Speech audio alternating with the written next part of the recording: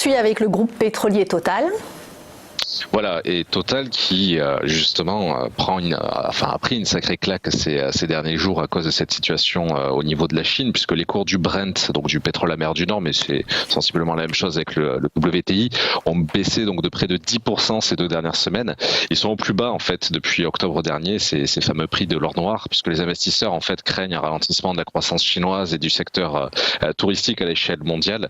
Donc deux facteurs clés de la demande en pétrole. Donc c'est le principal sujet, le coronavirus, qui a poussé à revenir sur les cotations actuelles au niveau Total. Alors d'un point de vue strictement graphique, c'est plutôt une bonne nouvelle, puisque on avait vu sur votre antenne un point de rachat assez important sur les 46,30 € au niveau de Total. Ils ont été testés hier, ces niveaux-là. Donc concrètement, on se repose sur un support important qui avait été fixé sur les 46 € il y a plusieurs semaines de cela déjà.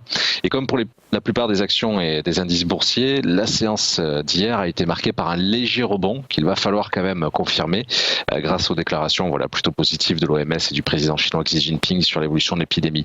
Donc en parallèle, 2 principaux objectifs continuent de m'intéresser sur Total pour les prochaines semaines, à mesure que, je l'espère, ce rebond va se confirmer au travers donc des 49,20 € et des 51,35 €. Et il faut rappeler également que contrairement à LVMH, Total n'a pas encore publié ses résultats annuels pour 2019.